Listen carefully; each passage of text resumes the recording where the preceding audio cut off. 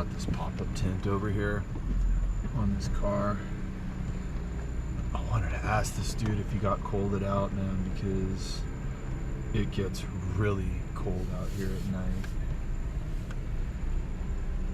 That agro pop-up tent.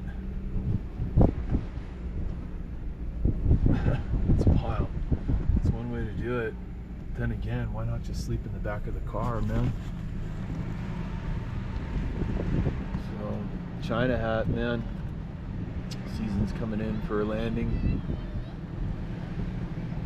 Racer's packing up. Let's look at all the bikes and all. We got vintage Husqvarna there.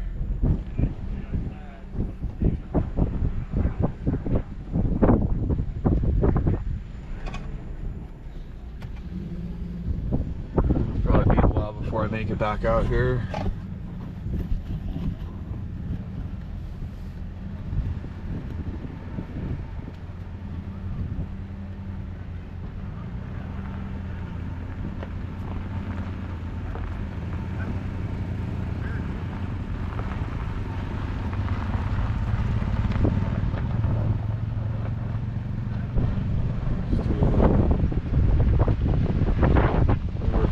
Out here.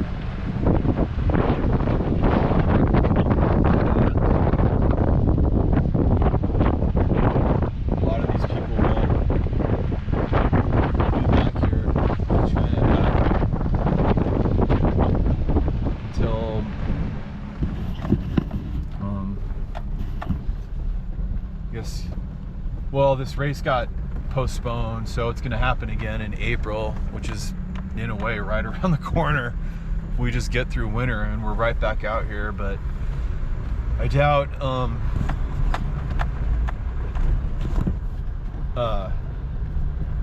unless the people, you know, the people that live here will ride China hat, but a lot of people just live too far away to come back here. So it's pretty impressive, man, you know.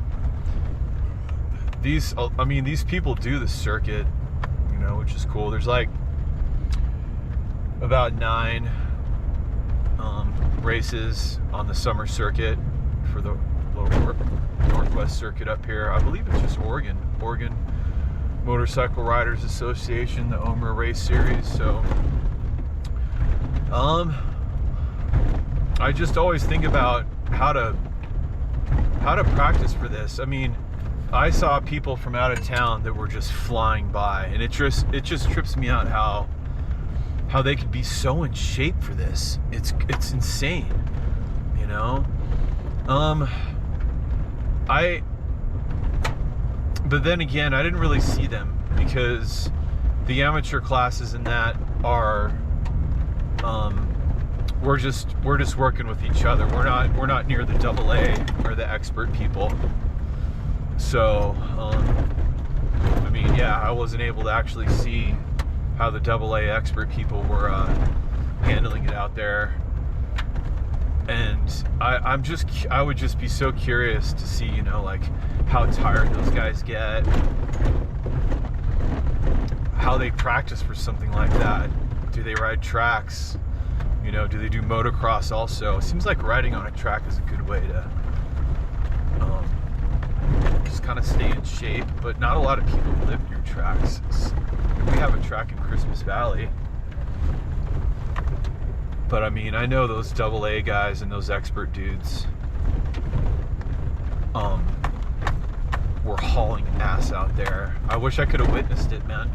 I wish I could have been on some like whoop sections, you know, just on the side of the trail, like towards the end, like the second part of their thing, which means I wouldn't be able to do the race.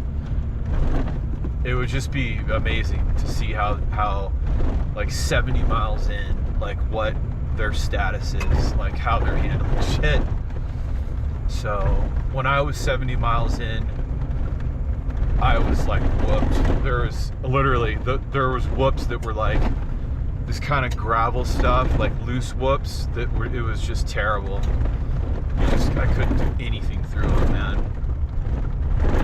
But I guess the point of my little rant here is just like these people won't be back to China Hat for like, you know, another 6 months, and they'll just show up here, unload some awesome bike, and just absolutely destroy.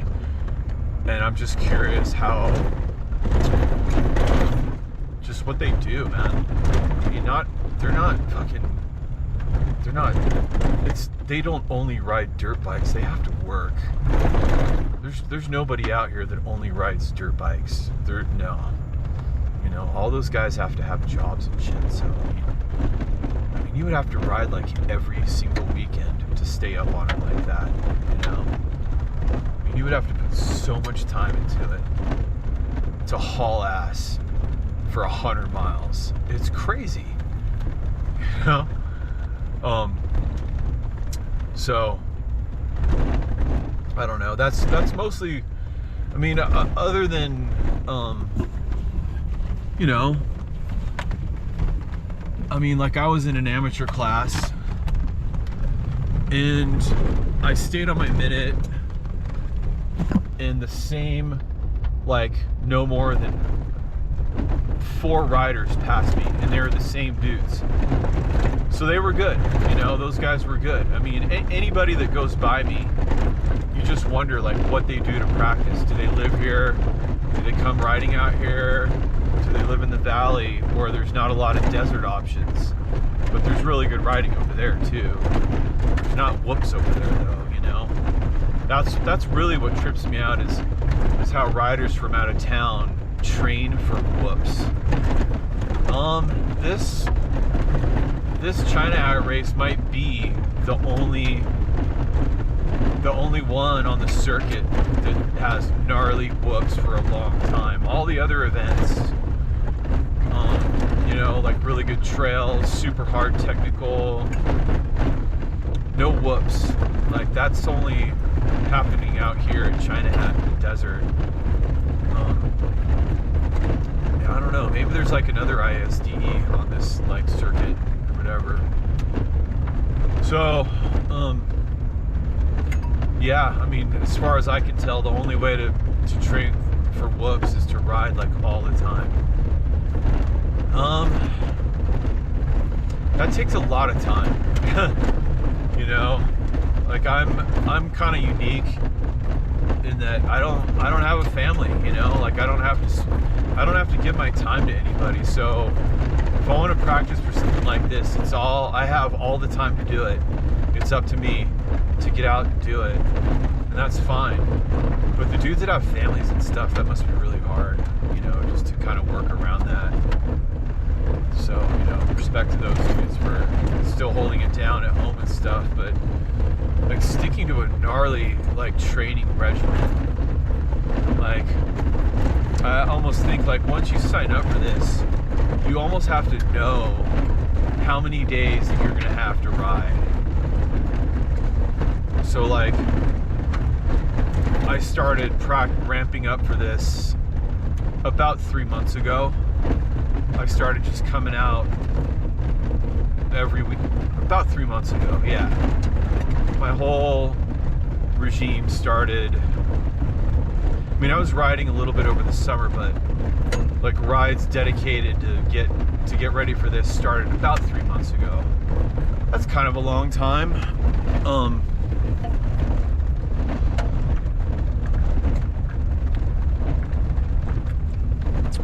Ginger ale, pretty good.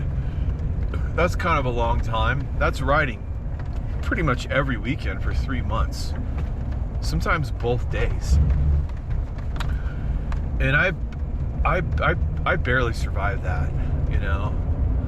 I mean, I stayed on my checkpoints, but in the special tests, I was not pushing it at all. I was not delivering any mail, no postcards, no next day airs. I wasn't delivering shit in the special tests. I rode those just like I did the transfer sections. Like I didn't crank up the old stank at all, because mostly I just don't know how to, you know. I can only sort of just put down a certain pace, and that's pretty much the best I can do. Even when I'm not tired yet, I still you know, I know how fast I can go on that thing, and it's still like, you know, I gotta be safe and shit. I'm not trying to get hurt doing this.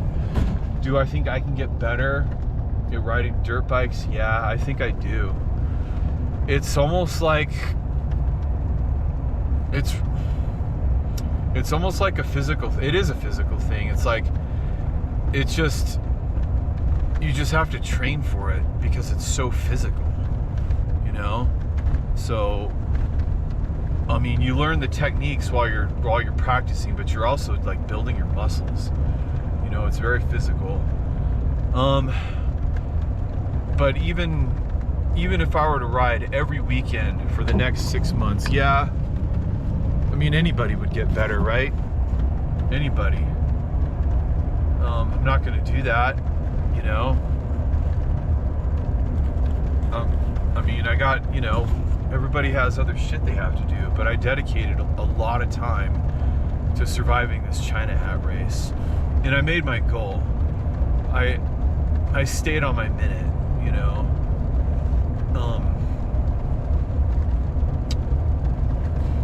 I guess, I wonder, I would like to talk to other riders, and like, I want to hear their, like, right when they sign up, what do they do?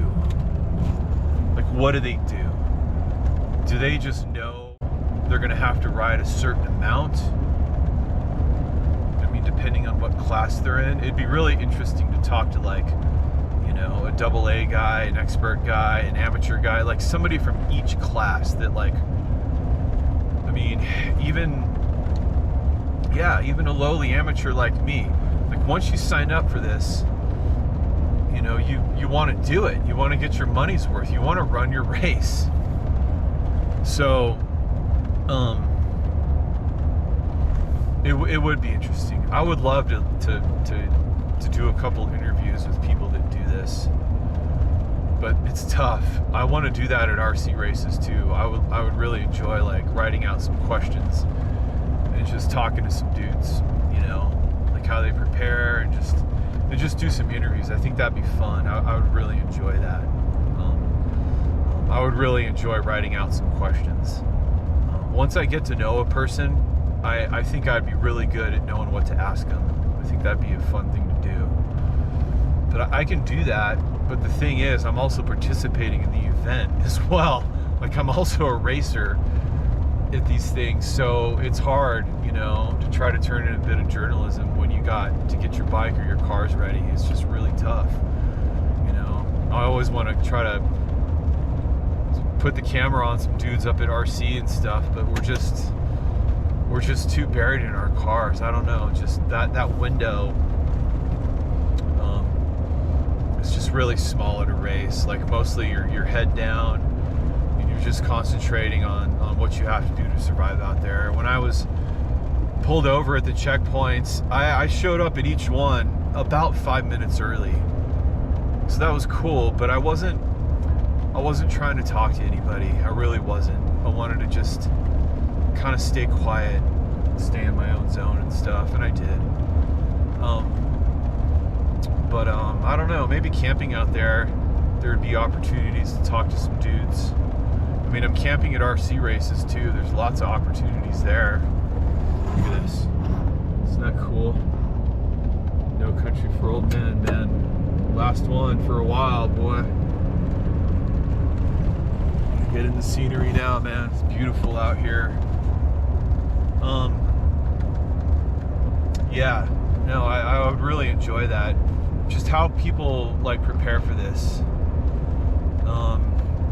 People that are running, like, kind of lower classes like me, like amateur, some of those people didn't finish.